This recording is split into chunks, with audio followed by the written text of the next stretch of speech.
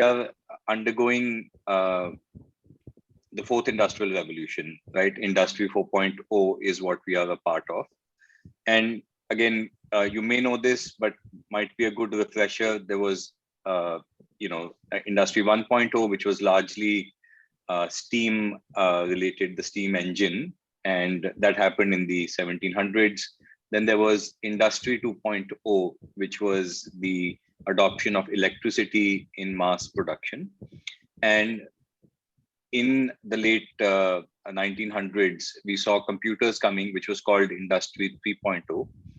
And currently, because of the internet, because of technology, because of a combination of physical and online systems, we are undergoing Industry 4.0. And I've asked many times in colleges, in companies, that are people familiar with Industry 4.0? And sometimes people are, and sometimes they are not. And the reason sometimes people are not familiar with the fourth industrial revolution is it is not a physical revolution. It is happening online. We don't see anything changing in the physical world around us. While the previous three industrial revolutions were all physical in nature, when the steam engine came, when factories came up, when computers came up.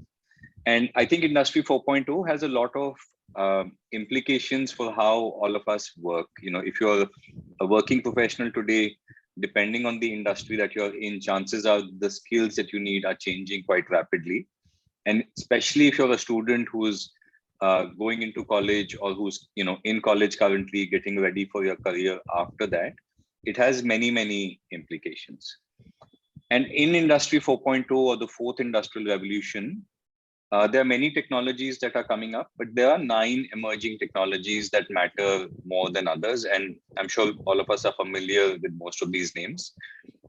These names were put out as the key emerging technologies by NASSCOM, which is India's Association of Software and Technology Companies.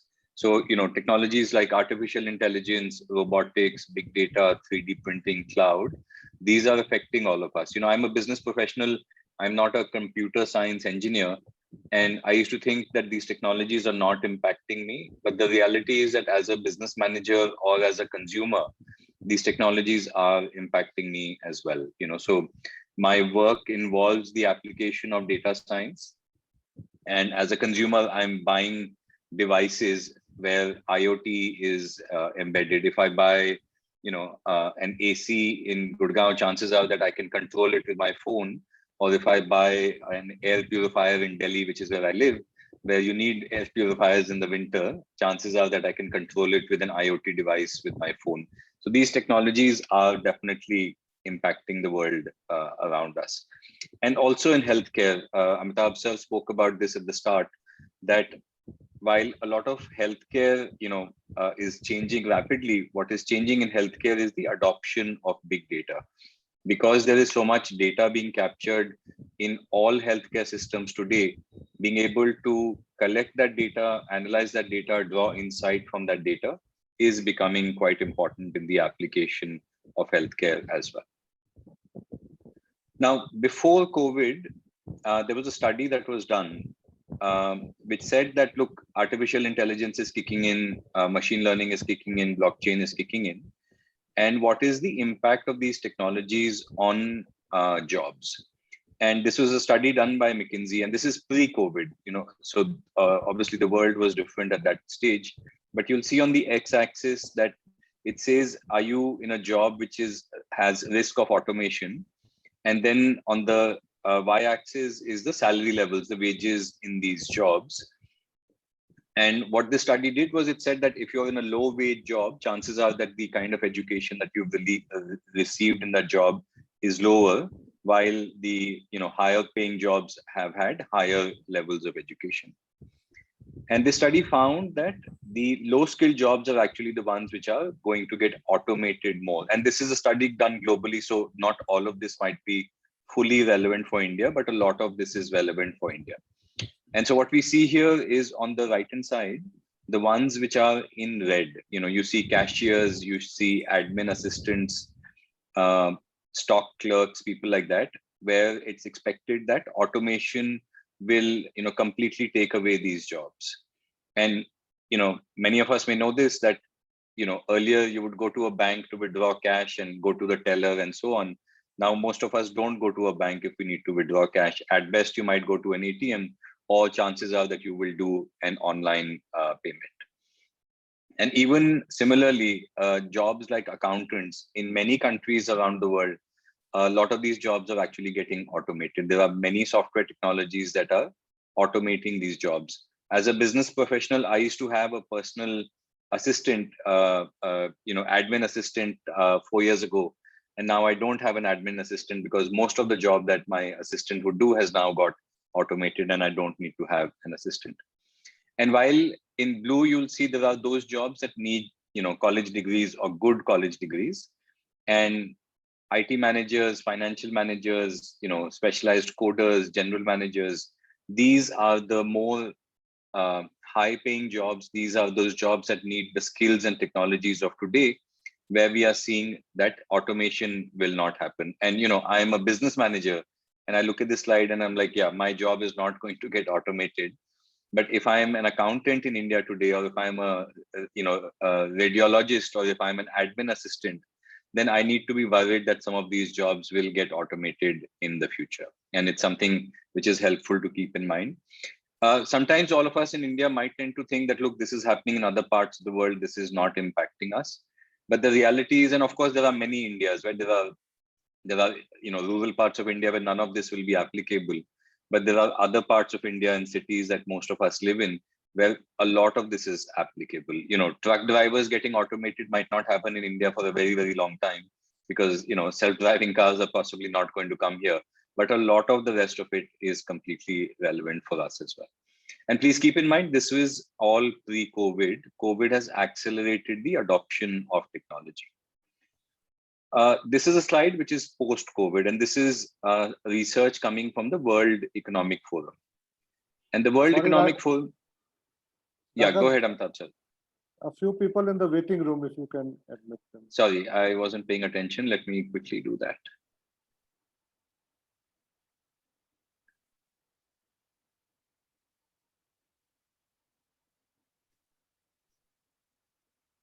Yeah, I've admitted everybody, I think. Okay. Thanks, sir. Sure. Yeah. And if there are people in the waiting room, please just stop me because I'm screen sharing. I'm not able to see everything at this point in time. So I was saying that this is a post-COVID slide. This is what the World Economic Forum is tracking and it is talking about. And as I was saying, automation was already happening. Machine learning is coming in, artificial intelligence is coming in, and COVID has accelerated that, and it's being called double disruption. So firstly, many companies, many industries are losing jobs, and this completely applies to India as well. And if you're a student, chances are that you will go into industry in 2 years, 3 years, 4 years from now, and just jobs are going to be tougher to get. Second, as many as 40% of companies are saying that the kind of core skills they will want the workers to have are going to be different. And it's good to think about what these skills are and how you might want to learn them. Thirdly, many companies, again, my company included, right, are saying that even when COVID goes away, we are not going to come back to office full time. If you don't work in an environment like a manufacturing factory or a retail shop where you need to have physical presence, but if you work in a job that can be done from an office, chances are that you will continue to work from home, maybe 3 days, 4 days a week, if not all 5 days a week. And that has a lot of implications on the skills of people. Working online all the time is quite different from working in person because the kind of teamwork, the kind of leadership skills that one needs to learn are different. And then almost every business, 90% of businesses have said that they will accelerate digitalization, which means that, again, from a working professional standpoint, learning skills related to digitalization are going to be quite important as well. And these are probably good starting points for us to keep in mind as we progress this conversation.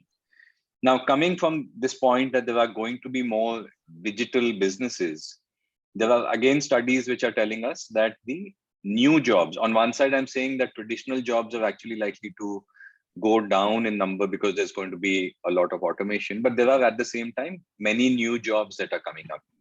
And on the left, you'll see data analyst, big data specialist, digital marketing, business development professional, digital transformation. These are where a lot of new jobs are likely to emerge. And on the right, this is a study by Microsoft done for globally, that almost 190 new jobs are going to get created. And again, a lot of these jobs are in new technologies, which I was talking about, which are those 9 technologies, cybersecurity, big data, and topics like that. Now, this is all coming on the back of certain studies. We wanted to look at Coursera, that is this actually happening or not, right? This is all projection, and chances are when you're projecting for the future, you'll get a little bit right and a little bit wrong. But what we did at Coursera was there are almost 80 million people on our platform who come to our platform to learn, right? 8 crore people. And so we said, what are these people doing? Let's look at what their learning habits have been in 2019 and in 2020 and how some of that has changed. And this is a slightly busy slide, but let me explain what this slide has. So this is only the top 10 skills for employed learners, right? There are students who come to Coursera, there are working professionals. Some of these working professionals are employed, some of them are not employed.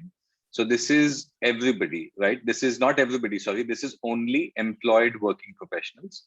And in 2019, what are the top skills that they learned on the Coursera platform and how that changed in 2020? And you'll see on the left that a lot of these skills are around learning technology. They are around, business strategy. So things like strategy per se, and they are around communication. But a lot of these skills that people around the world, as well as in India, are learning. There are 1 crore people on the Coursera platform in India are around technology skills. But then in 2020, when COVID hit from March last year, the kind of skills that people learned on our platform completely changed. Writing, so human communication, just the basics of human communication, so important, right? Python programming still very much there. But then topics like mindfulness, meditation, gratitude, right? How do you manage stress as we go through something like COVID? And then also kindness, listening, learning, and topics like that. And if you look at number 10, right, just learning, how do you learn is a skill that people have spent time on acquiring. And what this tells us is what the headline of these slides says, that the future of skilling is actually a combination of both digital and human skills. If many more of people in the technology industry or in the banking industry are going to work from home, then we need more human skills to be made available. All of us need to learn more of those human skills. And again, I refer back to a World Economic Forum study which says that if this is what has happened in the last 2 years, by 2025, the World Economic Forum also says we will need skills which are around innovation, around the ability to learn. Just as human beings, how do we learn? Because many of us who are working professionals thought that, look, you'll go to school, then you'll go to college, then you will never have to study again, and then you will work, right? And that will be our life. But lifelong learning has become a reality. You can never stop learning anymore, right? It has to happen all the time because technology is changing so fast. And so complex problem solving, critical thinking, leadership, all of these are skills that are going to be important. And if one thing I leave with all of you as you go away from today's presentation is this, that lifelong learning is going to be the future for sure. And as a part of lifelong learning, we need to be thinking about skills that are digital, but skills that are human as well. And especially for working professionals who might have forgotten how to spend time learning, the way I think about it is it's a little bit like building a muscle, right? If you have biceps, the only reason you have biceps is because you have exercised. And similarly, learning is a muscle that has to be built. It has to be built with patience. It has to be built with practice. And today's world is calling on us to build that muscle, because without that, you will not be successful as a professional. You will not be successful possibly, in other facets of life as well. I'm going to quickly pause and just see on this so far if there are any comments. You can go live and please, if there are any comments, feel free to ask those. I don't think there's anything in the chat yet. So, but Amitabh sir, if there's any question, or comment, I can pause. Otherwise, I can keep going and we can pause again later as well. Does this make sense? I mean, is this something which surprises people, or is this something that you already know? Just some feedback would be helpful as well. Yeah, I think this is something which we have been thinking about in schools and colleges, especially with us. We've been really working on these, and the 21st century skills are very clearly reflected in your 2025, projection. This is almost the 21st century skills that they. Wonderful. All right, that's helpful. Thank you for sharing that. Yeah, Amitabh, sir, you were saying? I was saying this. This is surprising. The emphasis on the mindfulness, meditation that is coming up, the self-development, self-management is being finally recognized as a skill to be developed. Absolutely. And I think we're also finding that, mindfulness, meditation, all of this is coming up under mental health as a topic. The kind of challenges that COVID has thrown up, and none of us knows, when will this go away? How will it pan out? And what the after effects of COVID are going to be. And I think that's why we've seen, lakhs and crores of people have come to the Coursera platform and actually learned skills like mindfulness and meditation. It also goes to say that all the skills that we see in 2020 are actually learnable online as well. And maybe that's a topic for our conversation here, that what can you learn online and what can you not learn online. But kindness, listening, but also algorithms, also learning are topics, are the top 10 topics. You can learn 40,000 skills on Coursera.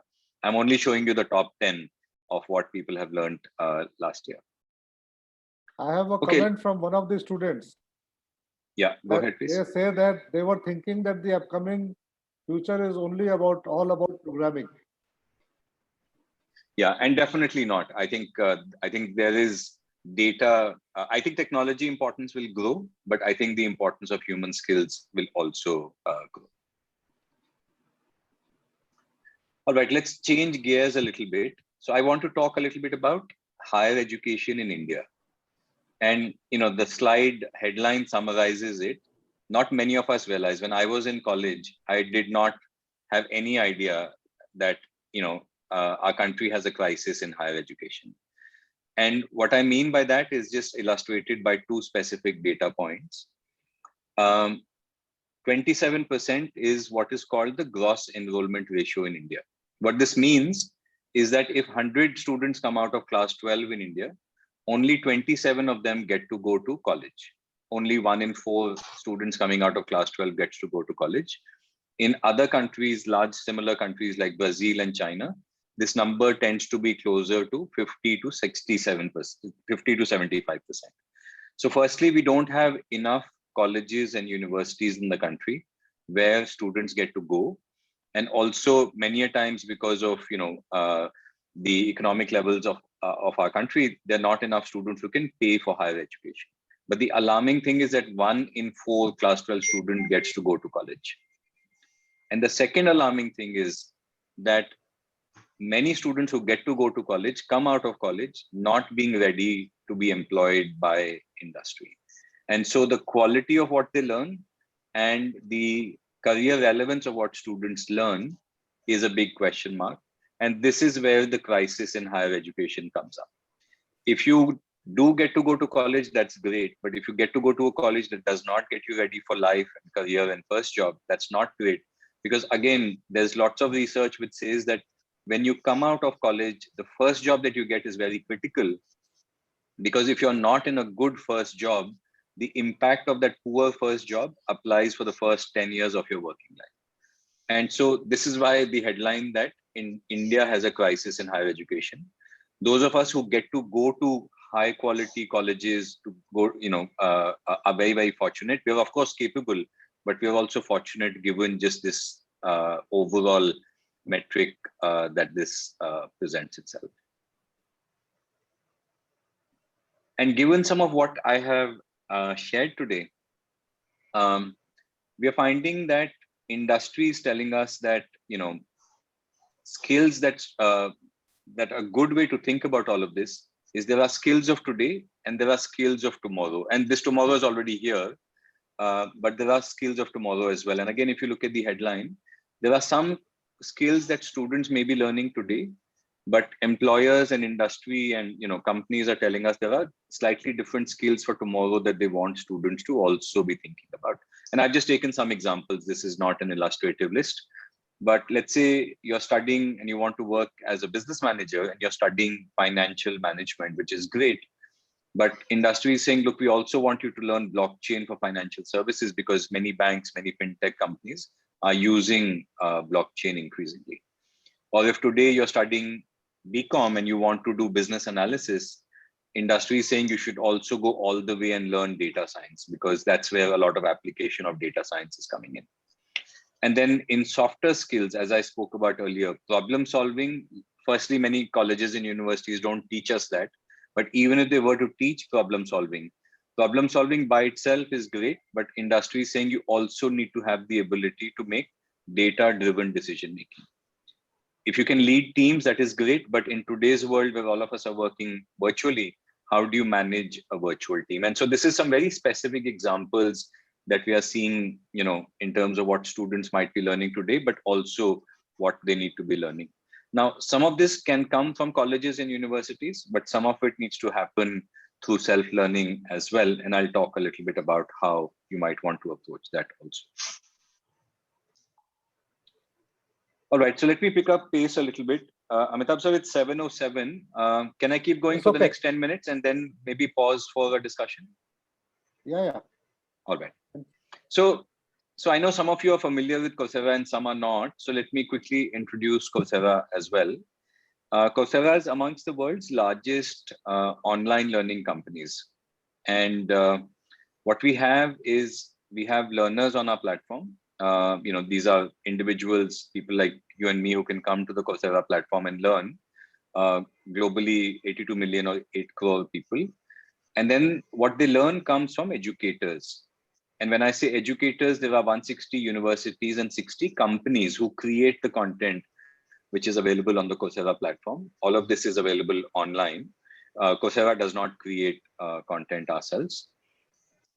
And then there are also institutions, so businesses, governments, and campuses who take this content and use it to either train their employees or use it for the study of their students as well. And today there are about, I think, 4,000 campuses, colleges, and universities who are using the Coursera platform to supplement what students are learning on campus. And Coursera, like I said, is a platform which sits in the middle of all of this, and we connect everybody. Now, these 160 universities who teach on our platform are amongst the best in the world, absolutely the very best. So you'll see here, these are usually universities which are ranked in the top 200, top 300 in the world.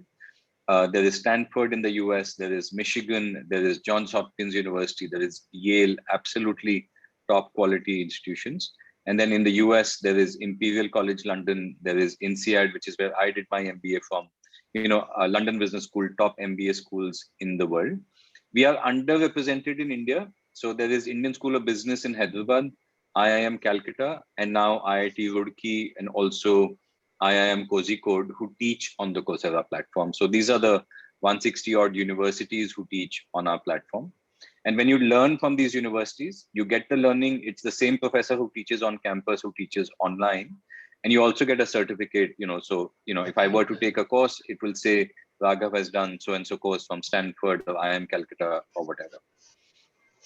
And then there are also about 55 companies who teach on our platform. So Google, IBM, Cisco, on the technology side, BCG on the consulting side, and also companies like Facebook. I mean, if you want to become somebody who works in digital marketing, which was one of the exciting job opportunities that I spoke about, you can actually come and learn directly from Facebook. And I also spoke about how sales is continuing to be a big job opportunity. And Salesforce teaches on the Coursera platform as well. The logos here. So these are the people who create content on our platform. And then from within these institutions, these universities and companies, there are some amazing faculty members.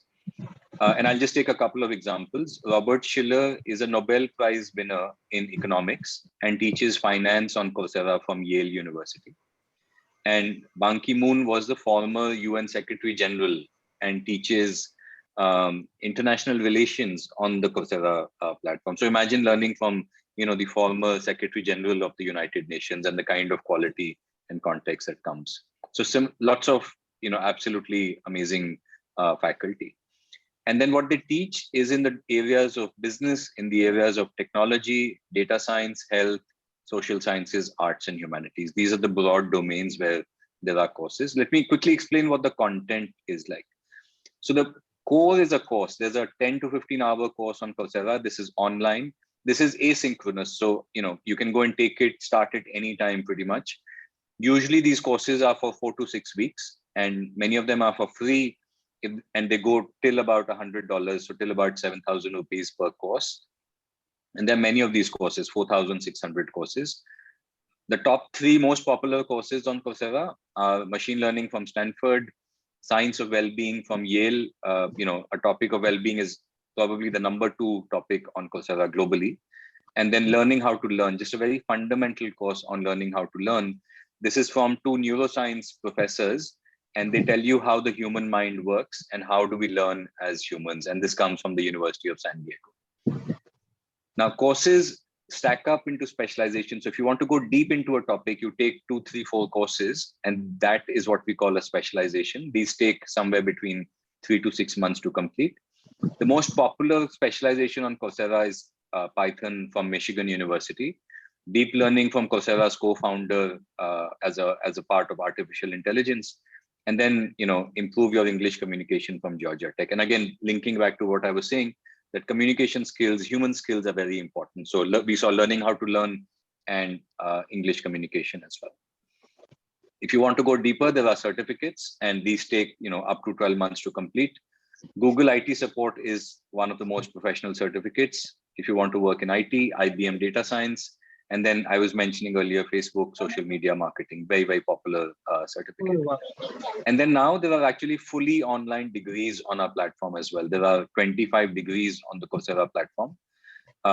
From University of Pennsylvania, which is Ivy League, you can come and take a master's in computers, or there is Masters of Public Health. Amitabh sir was talking about healthcare and how COVID has shaken up the world around us. You can actually come and take public health, and then a bachelor's, an undergrad in computer science from University of London. And then lastly, we've recently launched short projects. These are hands-on projects where you can actually come and learn a software tool. You want to learn Google Sheets, spreadsheets, or you want to learn Python programming.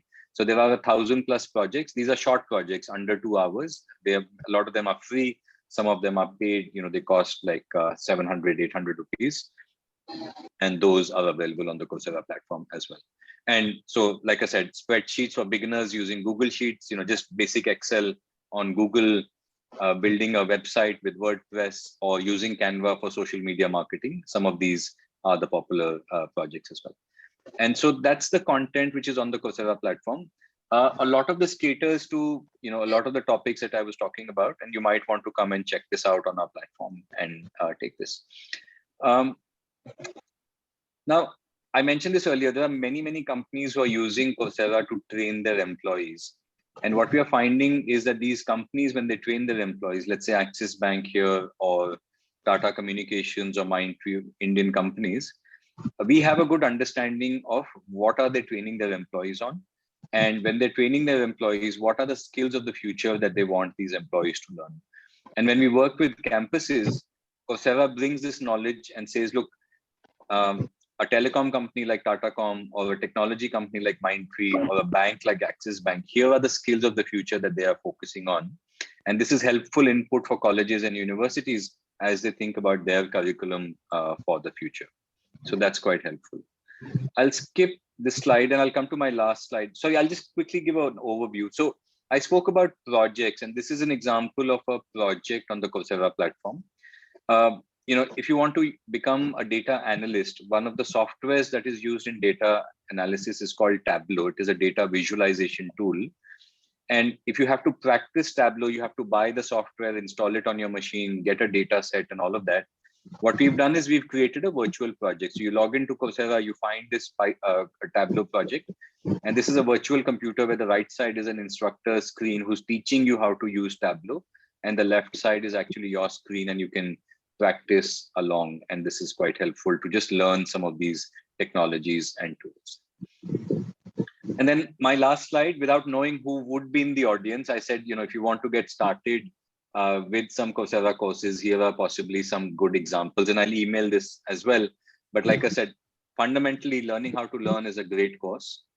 AI for everyone, it's a non-technical course. As a business manager, as a university leader, if you want to understand the basics of AI, this is a great course. Influencing people, science of well-being. And then Imperial College put out a course on COVID, which many people actually in India took, just understanding COVID, right? This is not as a healthcare professional, but as people like you and me, what is COVID? How do we talk about it? And what does it mean? This is a course on that as well. Yeah, I think that's what I had. I'll pause with that. I can stop screen sharing, but hopefully some of this is a good thought process starter to say, if you agree that lifelong learning makes sense, then how might you want to approach the topic of lifelong learning? And as I said, start building the muscle of self-learning as well. It will need you to go to the mental gym to start building that muscle as well. Thank you, Raghav.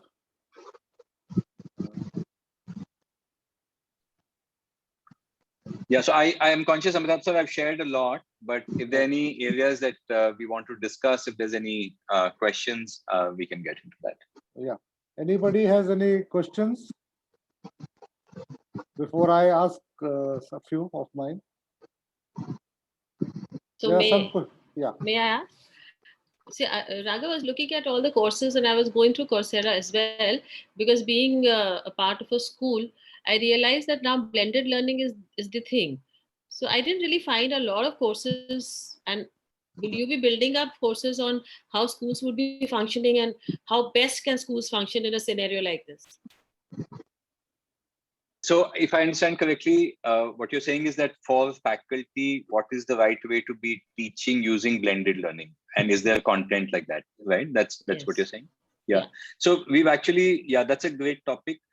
A lot of faculty members actually come to Coursera, and they come to Coursera to do two things. One is actually, and I can send some examples later maybe, they want to understand how to think about teaching students online. So there is content about online teaching on Coursera.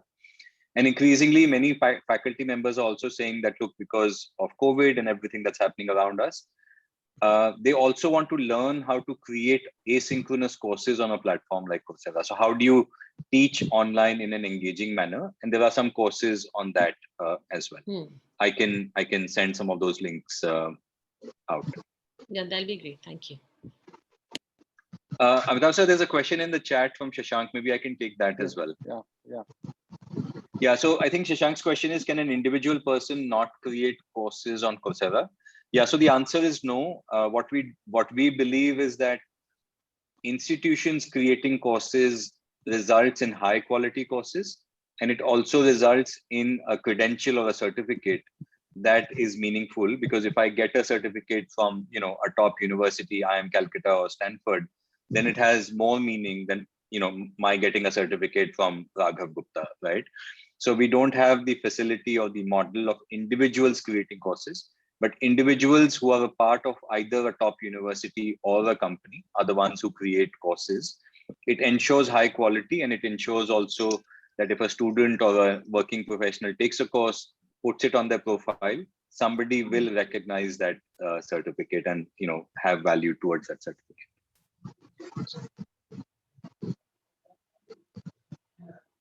What about Raghav, courses on regular engineering?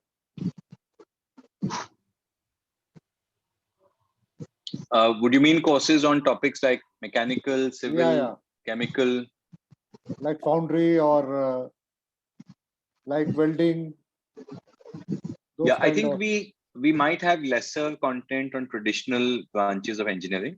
What we have, I would say, is courses in mechanical and civil, which are more the emerging technologies for mechanical and civil. So there's content on 3D printing, for example, or there is content on additive manufacturing, for example, or there is content for civil engineering on smart cities. So if there is an emerging technology which is applicable to, mechanical and civil and chemical and so on, those there's lots of content on. I don't think we have enough content on just the traditional, topics of engineering yet.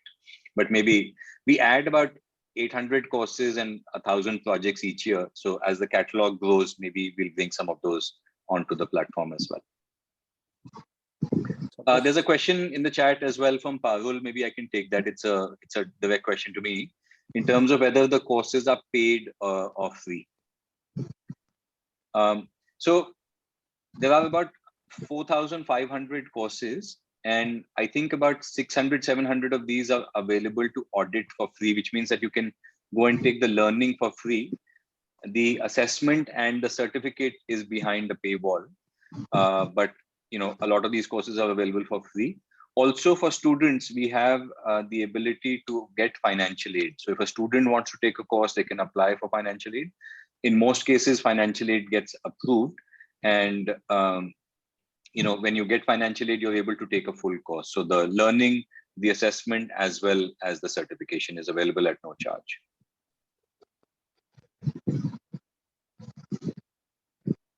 And then I think Mohammed Kaif has a question around courses about business development. If I understand this correctly, I think what you're asking is, are there courses around business development? So business as a topic is very well represented on Coursera. Just how do you manage a business, and business development, sales, marketing, there's lots of good content. So feel free to just visit coursera.org. If you search for business development, there's lots of content which is available. Raghav, one more question. How does the certification stack up as against the normal certification in campus? So I would say 2-3 things. I would say because many companies are also training their employees on Coursera, increasingly there is a high value for learning online on a platform like Coursera. And the examples that I was taking, Axis Bank and Capgemini and Tata Communications and so on. I don't think a company sees online learning as replacing on-campus learning. So I don't think, a company says, look, don't get a BTech in computer science, just go and take a bunch of Coursera courses and that is a replacement. But I think a good way to think about it is to complement what you're learning on campus. You might be doing an on-campus degree, and a lot of the new technologies, a lot of the new business skills, a lot of the new human skills can be complemented using Coursera. So I think that's how industry is looking at it. I think increasingly we will see that there might be a choice for students to say, look, should I go to a poor quality college versus should I take an online degree from a top quality university? We will see how that plays out. Will a student say it's better to do an online degree from an IIT instead of doing an on-campus degree from not so great a college? I think that we don't know how that will play out. But I think industry is increasingly saying that if you're learning on campus and also complementing your learning with online certifications, it's probably a good approach to take.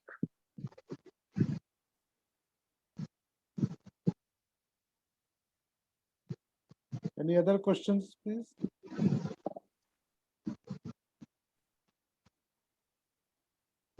Yeah, can I ask first? May I ask? Yeah. As an educator, my question to you is, Mr. Gupta, that for young learners who are in 12 or just going into college, courses like learning how to learn, I'm sure, going by what it is, it would be helping them out during their study period to understand it better, or maybe, open wider horizons for them. Mm-hmm. Yeah, that's absolutely correct, ma'am. I've taken this course myself, and I would say, this is very relevant for students who, are focused on learning. I've, asked my kids to take this course as well, and I say to them, look, it will make the time that you spent on studying more efficient, because you will know, how does your mind, your brain absorb learning, how do you retain learning, and so on. But I think this is a course that applies to all of us, right? I think it has some very fundamental topics. Some of them are obvious, but some of them are not obvious. And this course has been taken by, I think about 30 lakh people globally. And the reason it's been taken by so many people is I think it's relevant for even adults and working professionals. Thank you so much. Raghavji, just one question. It's a typical one. This is related to students in village who are already struggling with English as a language. So is there any provision that they can take some courses in Hindi or some translation is there? Yeah, it's a great question. Unfortunately, the answer is no as of now. Most of our content, so actually our content is available in 28 languages, but we don't have content as yet in Indian languages. So there isn't courses in Hindi and other languages. It's something that we are working on. It might come in the future. But the other thing which I will call out is while we don't have content in Indian languages yet, the other challenge that a lot of people who don't have internet connectivity, which is good, will face with online learning is how do you learn, when you don't have a laptop and you don't have proper connectivity. So 95% of courses are fully available on a mobile device. And these courses are also available in an offline mode. So when you have good internet, you can download them onto your phone and you can view them offline like we would do with Netflix or with Prime or any of these platforms.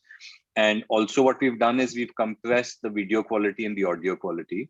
So if you're on a lower speed internet, you can still watch the videos and do the learning so that, that does not hamper you.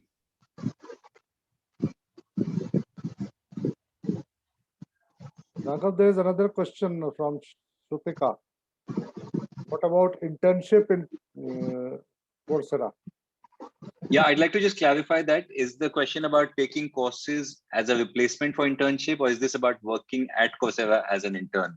Both ways, it's a great question, but I just like to clarify that before I answer.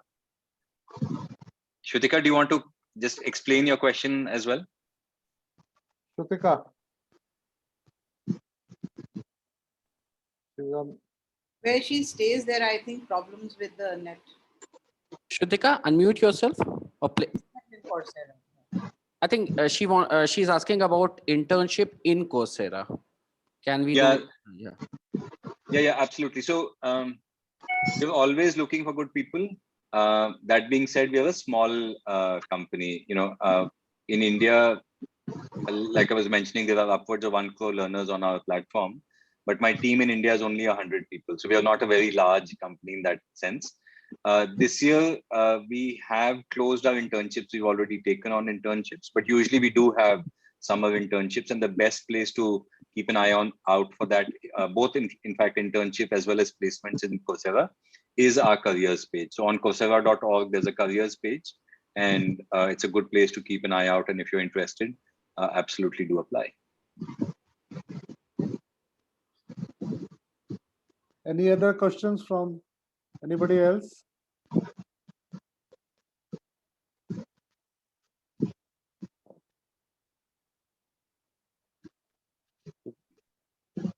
There's one. There's a question in the chat. I think I asked that question before. Yeah, maybe I can still add a few points here, Amitabh sir.